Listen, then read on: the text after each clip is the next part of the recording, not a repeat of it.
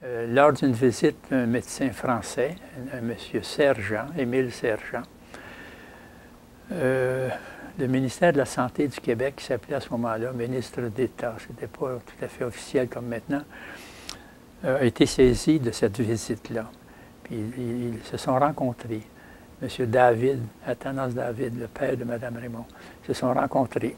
Et puis, M. David s'est trouvé enthousiaste de cette idée de donner un vaccin contre la tuberculose et puis de immuniser les enfants en prévention de la tuberculose. Alors, eux autres, en France, ils avaient établi ce qu'ils appellent le programme Granger.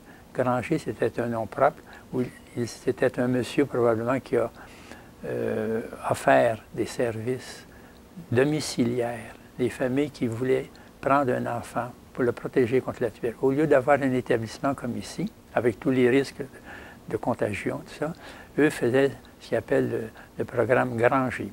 C'était dans des maisons isolées. Mais de toute façon, l'idée était la même, c'était pour prévenir la tuberculose chez les enfants avant qu'ils rencontrent, avant qu'ils vivent chez leurs parents. Alors, M. David a confié ce projet-là à l'assistance maternelle.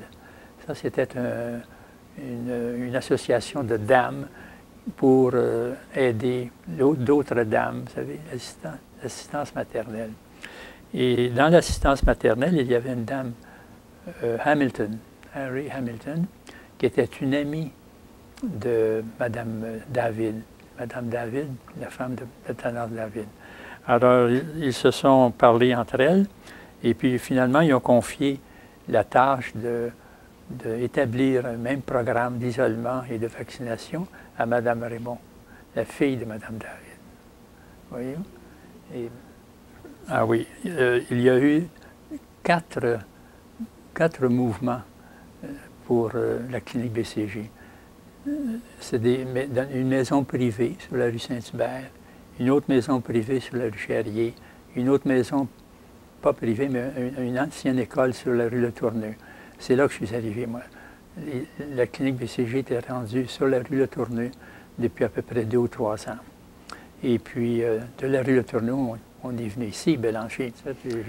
J'ai pris le travail de pédiatre dans l'institution ici, comme à Notre-Dame. J'ai gardé Notre-Dame comme point d'attache. Et puis, ici, on venait chaque jour. On était 2 médecins, peut-être 3 même un temps, Dr. Piette, Dr. Vézina et moi, qui venions au moins une fois par jour voir les enfants nouveau-nés, même s'ils n'étaient pas tous malades. Ce n'étaient pas des enfants malades, c'était des enfants qui étaient en isolement pour éviter d'attraper la tuberculose dans leur milieu familial. À la clinique BCG, comme je vous disais, le directeur médical, Dr. Guilbeault, puis nous étions ses assistants. Nous étions ses assistants, on pouvait le remplacer quand il n'était pas là, mais on n'avait pas de titre officiel comme dans un grand hôpital. La clinique BCG, c'était une institution à ses débuts. Le nom a changé, le nom BCG a changé à Marie-Enfant en 1961, avec une charte, une incorporation officielle, et puis avec une vocation aussi. C'était la pédiatrie spécialisée.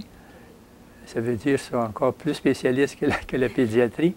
C'est la pédiatrie dans tous ses aspects au point de vue médical. Ça s'est déroulé ici. Après le déménagement, le dernier déménagement sur la rue Bélanger, en 1955, à un moment donné, le BCG allait en diminuant. La nécessité d'un vaccin allait en diminuant.